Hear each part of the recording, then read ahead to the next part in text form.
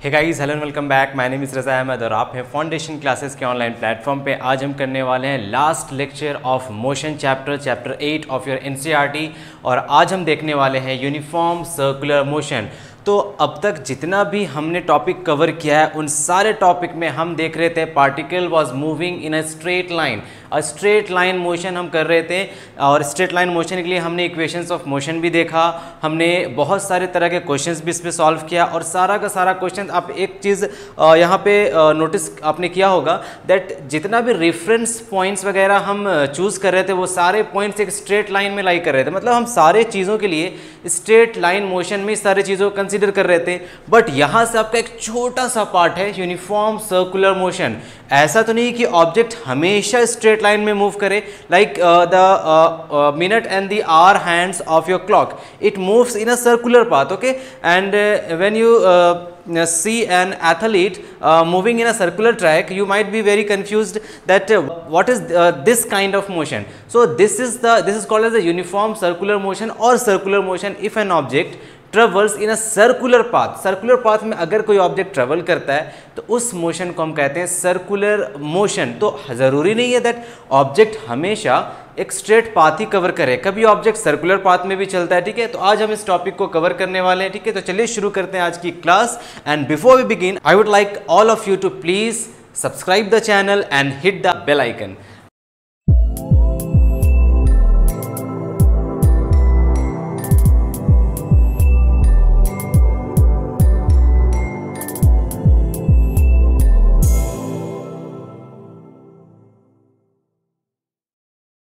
Now uniform circular motion, what is it?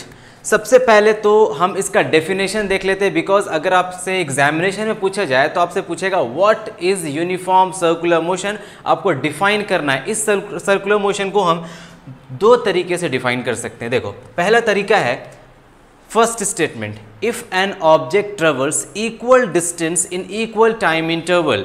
That means अगर object आपका circular path में move कर रहा है, सारी बातें हम सर्कुलर पाथ के लिए अब कर रहे हैं, स्ट्रेट लाइन के लिए नहीं कर रहे हैं। देखो, this is the circular path, this is called as the circular path. अगर ऑब्जेक्ट इस सर्कुलर पाथ में ट्रेवल करता है, ट्रेवल कर रहा है कैसे? Equal distance in equal time interval cover करते हुए, मतलब यूनिफॉर्म मोशन में। यूनिफॉर्म मोशन क्या होता है? An object is said to be in uniform motion if it covers equal distances in equal time interval, that is called as uniform motion. Now in this path अगर object equal distance travel करता है equal time में, equal distance in equal time, then the motion of this particle in this circular path is called as uniform circular motion। देखो, अगर इसे आप break करोगे इस पूरे टॉपिक को तो ये आएगा यूनिफॉर्म और फिर आएगा सर्कुलर मोशन। तो circular motion is object travelling in a circular path और यूनिफॉर्म मतलब equal distance in equal time interval. आप इस स्टेटमेंट में ही आपको डेफिनेशन मिल जाएगा। Uniform means equal distance in equal time interval in a circular path. That if N object is in uniform motion, if an object is in uniform motion under a circular path, then we can say that the object is said to be in uniform circular motion. Or another way of defining this uniform circular motion is this: if an object travels if an object travels in a circular path with a constant speed. Now this thing is very important. There are two definitions.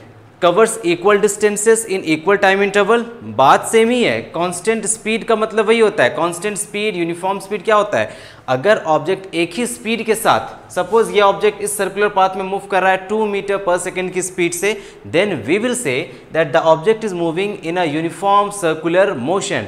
2 metre per second की speed से object इस circular path पे move करता है तो इस object का motion कहलाएगा यूनिफॉर्म सर्कुलर मोशन। तो there are two ways to define this uniform circular motion: equal distance in equal time interval in a circular path. Circular path में equal distance, equal time interval, and second thing is constant speed. जब भी object uniform circular में होगा तो इसके पास speed constant होगा, fixed speed होगा। For example अगर ये 3 मीटर पर सेकेंड की स्पीड से मूव कर रहा है तो इसका स्पीड चेंज नहीं होगा इस सर्कुलर पाथ में, स्पीड फिक्स्ड होगा, कांस्टेंट होगा। Then the motion of that object is called as uniform circular motion. यहाँ पे देखना है आपको कांस्टेंट स्पीड और पाथ कैसा होना चाहिए? सर्कुलर पाथ होना चाहिए कांस्टेंट स्पीड के साथ। अगर सर्कुलर पाथ में मूव कर रहा है तो that is called as uniform circular motion, और इक्वल डिस्टेंस ट्रेवल करता है इक्वल टाइम इंटरवल्स में, then this is called as circular uniform circular motion. Clear है? नाउ अब कुछ कंसेप्चुअल बातें कर लेते हैं। अब देखो यहाँ पे अगर आप जैसे स्पीड और वेलोसिटी मैंने आपको पढ़ाया है, एक बार हम रिवीजन कर लेते हैं। स्पीड एंड वेलोसिटी होता है क्या? देखो स्पीड होता है सिर्फ और सिर्फ मैग्नीट्यूड, ठीक है, और वेलोसिटी होता है स्पीड के साथ मैग्नीट्यूड के साथ direction. Velocity gives you magnitude as well as direction and speed gives you only the magnitude. तो वेलोसिटी की बात जब भी हम करेंगे तो वहाँ पे हम डायरेक्शन को कंसिडर करेंगे। अब यहाँ पे अगर हम इसका वेलोसिटी देखें तो हमें देखना पड़ेगा इसका डायरेक्शन। ना चलो हम 3-4 पॉइंट्स यहाँ ले लेते हैं, उसमें स्पीड और वेलोसिटी देखते हैं, ठीक है। Point number A, point B, point C and point D. Object is moving in this circular path with a speed of 3 metre per second. Now at this point हम इस पॉइंट पे speed देख लेते हैं कितना है। ऑब्जेक्ट जब इस पॉइंट पे है तो स्पीड कितना, 3 मीटर पर सेकेंड। स्पीड में हम डायरेक्शन का बात नहीं करते। वेलोसिटी देख लेते हैं। वेलोसिटी में स्पीड भी होता है और डायरेक्शन भी होता है। वेलोसिटी स्पीड प्लस डायरेक्शन, तो स्पीड कितना है, 3 metre per second plus direction. Direction देखो, डायरेक्शन किस डायरेक्शन में ये है।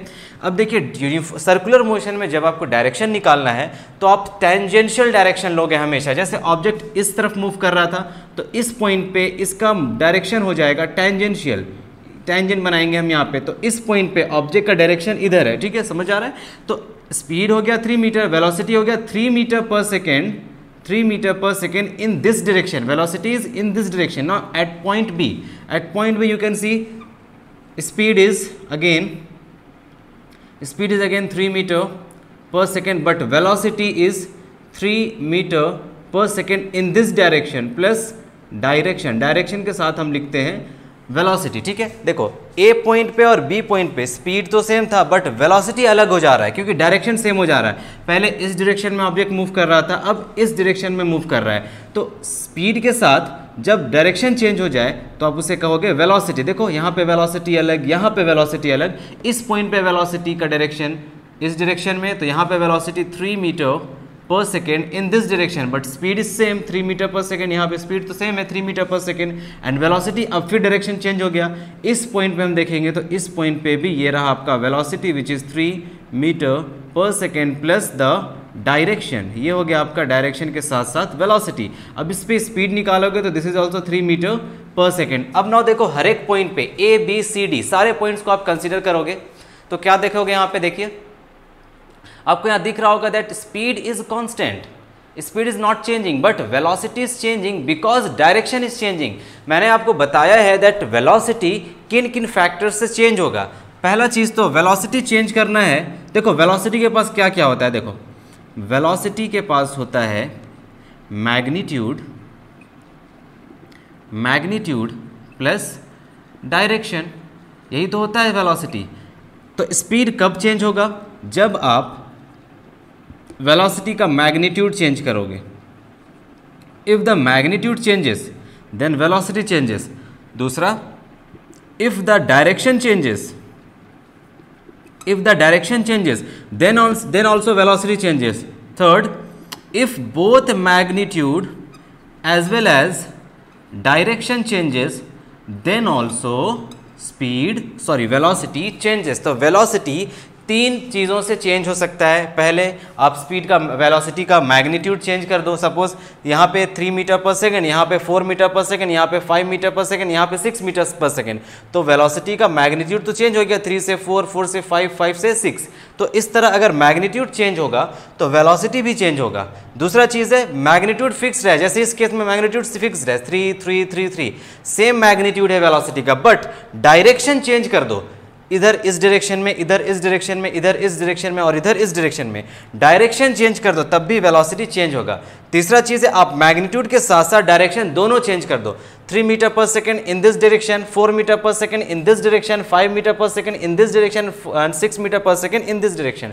तो in this way you can change the velocity either by changing its magnitude और बाय चेंजिंग इट्स डायरेक्शन और by changing both of them. Now यहाँ पे आप देखो हमारा तो मैग्नीट्यूड सेम है, डायरेक्शन चेंज हो रहा है तो यहाँ पे वेलोसिटी फिक्स नहीं होगा, वेलोसिटी चेंज होगा। वेलोसिटी चेंज होगा यहाँ पे,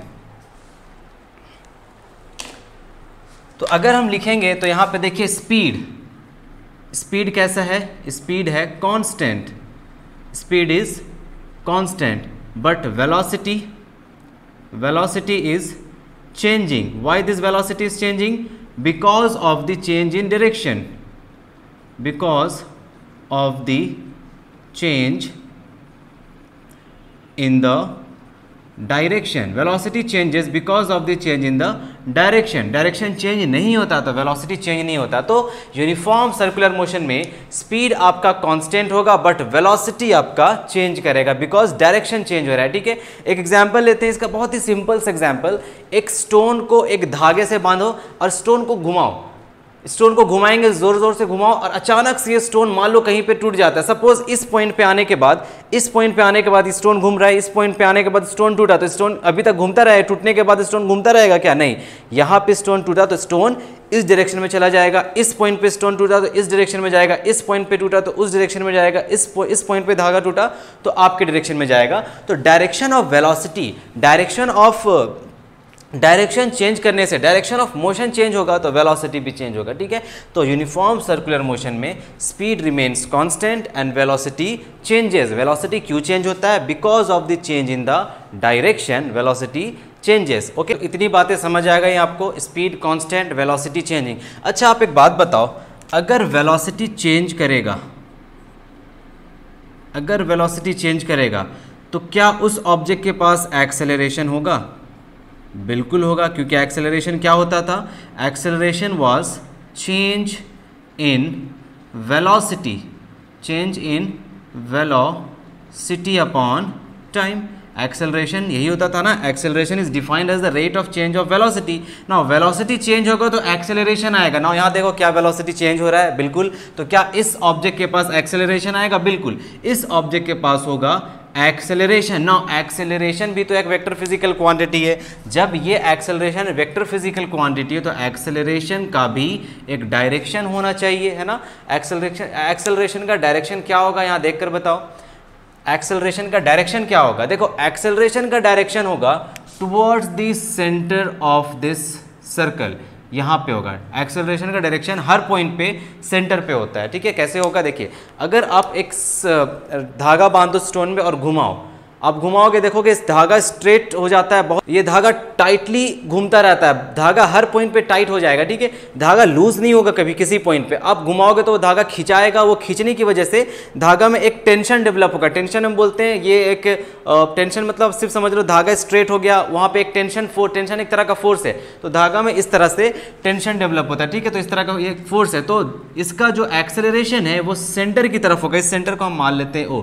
तो एक्सेलरेशन का डायरेक्शन हमेशा सेंटर की तरफ होता है और वेलोसिटी का डायरेक्शन हमेशा इस सेंटर से 90 डिग्री पे होता है। देखो ये, this is the 90 degree and velocity का डायरेक्शन हर पॉइंट पे एक्सेलरेशन के डायरेक्शन से हमेशा 90 डिग्री। यहाँ पे देखिए, यहाँ पे एक्सेलरेशन का डायरेक्शन टुवर्ड्स द सेंटर। ठीक है, acceleration is towards the centre, यहाँ भी acceleration is towards the centre and velocity is in this direction. तो इन दोनों के बीच का एंगल 90 डिग्री। सिमिलरली आप इस पॉइंट को देखो, यहाँ पे भी आपका acceleration towards the centre and velocity is in this direction 90 degree. यहाँ पे भी देखोगे तो यहाँ पे भी acceleration towards the centre and velocity is at an angle of 90 degree. Velocity का डायरेक्शन ये रहा। तो इन सारी बातों को आप समझ लो। वेलोसिटी का डायरेक्शन एक्सेलरेशन के डायरेक्शन से 90 डिग्री पे होगा हमेशा, बिकॉज ये आपका देखिए ये acceleration towards the centre. Acceleration क्यों आ रहा है? Because of change in velocity. Velocity change कर रहा है, इसीलिए ऑब्जेक्ट एक्सेलरेट हो रहा है। तो यूनिफॉर्म सर्कुलर मोशन में एक्सेलरेशन होता है, इसे आप एक्सेलरेटेड मोशन भी कह सकते हैं because of change in velocity. Now acceleration एक वेक्टर फिजिकल क्वांटिटी है, तो इसके पास भी कुछ ना कुछ डायरेक्शन होगा, तो वो डायरेक्शन होगा सेंटर की तरफ। इतना समझ आ गया? ओके। तो अब हम देखते हैं कि एक यूनिफॉर्म सर्कुलर मोशन के अंदर हम स्पीड किस तरह निकाल सकते हैं। ठीक है ना। तो देखिए, ये एक सर्कुलर मोशन है, इसमें अगर आप टोटल डिस्टेंस कवर्ड निकालोगे in one complete round, distance covered in one complete round कैसे निकालिएगा? ध्यान से देखिए, क्या ये एक सर्कल है?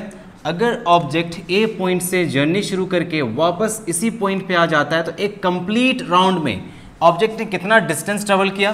तो distance traveled by the object in one complete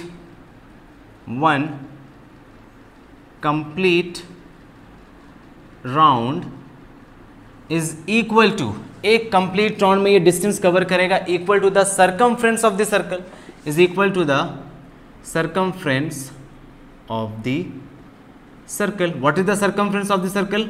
2 pi r, where r is the radius of this circle, where r is the radius, this r is the radius of the circle. Okay, so in one complete round the distance traveled by the object in a circular path is equal to 2 pi r, that is equal to the circumference of the circle. Let us suppose ये एक complete round cover करने में इस object को time लगता है time t, तो यहाँ से आप स्पीड निकाल सकते हो. Speed is equal to distance covered upon time, distance covered upon time. Now what is the distance covered? Distance covered is equal to the circumference of the circle, that is 2 pi capital R. This R is the radius and pi is 22/7 and time taken, let us say time is t and speed को हम मान लेते हैं v.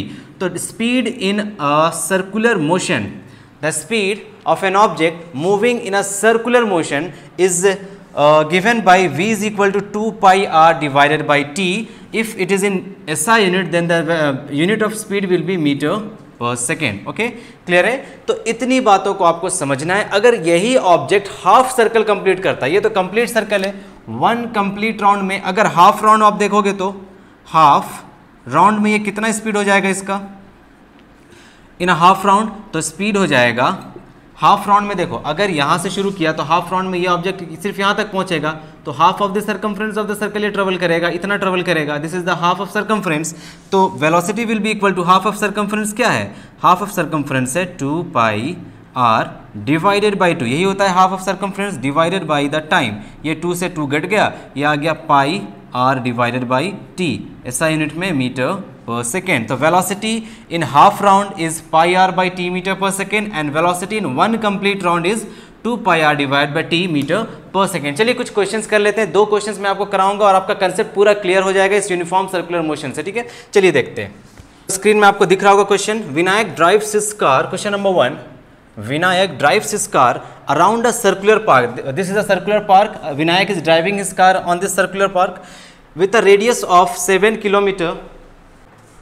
His motion is a uniform circular motion. If it takes him 2 hours to complete one full round, find his speed. सबसे पहला काम numerical पढ़कर आप जो डेटा गिवन है उस डेटा को एक जगह अरेंज करो. तो जो भी गिवन है हम लिख लेते हैं. Radius is given, r is 7 kilometers. Then time taken to complete one round is given 2 hours. You have to calculate speed. So we know that speed is equal to, speed in a circular path is equal to 2 pi r upon time. So speed is 2, pi का value हम ले लेते हैं 22/7. Radius given है हमें 7 और time हमें given है 2 hours. So यहाँ से 7 कट गया, इसे अरेंज कर लेते हैं. 2 into 22 divided by 2, 2 2s are cancel. तो यहाँ पे देखो 22 kilometre per hour, 22 kilometre per hour is your answer. अगर क्वेश्चन में बोलता आप SI यूनिट में इस स्पीड को निकालो तो आप इसी को मीटर पर सेकेंड में निकालोगे. तो 22 किलोमीटर पर आवर में कितने मीटर पर सेकेंड, सिंपली आप मल्टीप्लाई करोगे 5/18. किलोमीटर पर आवर से मीटर पर सेकेंड में चेंज करने के लिए हम मल्टीप्लाई करते हैं 5/18. सो यहाँ से देखिए 2 9s are 18, 2 into 11 that is 20 to 55 divided by 9 metre per second. You can even calculate this in decimal expressions. So ये हो गया आपका आंसर 55/9 मीटर पर सेकेंड. देखो कितना सिंपल क्वेश्चन था. ठीक है, question number 2. An ant is traveling in a circular path of radius 21 meters. There is an ant which is traveling in a circular path of radius 21 meters. Speed is given 11 meter per second. इस speed से इस circular path में जिसका radius 11 metre है, the ant is travelling. Its motion is a uniform circular motion. Okay, motion is uniform circular motion. Find the time taken to cover half round. Half round में velocity देखो, half round में कितना distance cover करेगा. Half round में distance cover करेगा 2 pi r divided by 2. यही आएगा ना, pi r ये आ जाएगा. तो स्पीड हो जाएगा टोटल डिस्टेंस कवर्ड, ये हो गया आपका total distance covered in a half round. In a half round distance covered is pi r. तो velocity is distance upon time, distance is pi r and time is given as, we have to calculate the time. So speed is given 11, pi r is 22 by 7, radius is 21 and time is, we have to find 7 3s are 21, 11 into 2 that is 22, 3 2s are, time कितना आ गया देखो 6 seconds, time आ गया 6 seconds. ठीक है, तो ये था आज का टॉपिक आपका यूनिफॉर्म सर्कुलर मोशन। हमने 2 न्यूमेरिकल्स भी किया यहाँ पे। अच्छा, कुछ एग्जाम्पल्स जो आपके एनसीईआरटी में गिवन है यूनिफॉर्म सर्कुलर मोशन के, वो एग्जाम्पल्स डिस्कस कर लेते हैं। एक तो हो गया आपका देखो motion of the moon around the earth. Suppose ये अर्थ है और ये मून एक्सिस पे मूव करता है। Motion of the moon around the अर्थ से इक्वल टाइम इंटरवल्स पे इक्वल डिस्टेंस ट्रेवल करता है ये, क्योंकि मून का एक फिक्स ड्यूरेशन है जो एक्सिस पे ट्रेवल करता है। ना दूसरा है आपका motion of the artificial satellites around the earth, उसके बाद motion of the earth around the sun, या फिर motion of the hour hands and the minutes hand around the clock, या फिर motion of an athlete in a circular path. These are all the examples of your uniform circular motion. If they ask you to write the examples, you can simply write this among this the 3-4 examples, you can write any 2 to 3 examples, and this was our last topic of this chapter number 8 motion। ना ऐसे तो ये पूरा का पूरा chapter खत्म हो ही चुका है और मैंने ऑलमोस्ट ऑल एनसीईआरटी क्वेश्चंस को डिस्कस कर ही दिया है। चैप्टर के लेक्चर के बीच बीच में सारे क्वेश्चंस को मैंने डिस्कस कर रखा है। जिन्होंने वो लेक्चर नहीं देखा, वो सारे लेक्चर्स ऑलमोस्ट 16 लेक्चर्स बन गए हमारे मोशन चैप्टर, इस चैप्टर पे, चैप्टर नंबर 8 पे। तो अगर आपने सारे चैप्टर्स को, सारे लेक्चर्स को नहीं देखा है अब तक, तो प्लीज़ जाकर लेक्चर 1 से लेक्चर 16 तक कंप्लीट लेक्चर्स को देखो। मैंने ऑलमोस्ट सारे क्वेश्चन एनसीईआरटी के इस पूरे वीडियो लेक्चर्स में मैंने बीच बीच में कहीं ना कहीं टॉपिक वाइज करा रखा है। ठीक है, तो कुछ भी क्वेश्चन छूटा नहीं होगा। ऐसे अगर जो कोई कुछ क्वेश्चन छूटा भी होगा तो आई डोंट थिंक कि अब वो आपसे नहीं बनना चाहिए, वो तो आपसे बन जाना चाहिए, बिकॉज सारा कंसेप्ट मैं आपको बता चुका हूँ।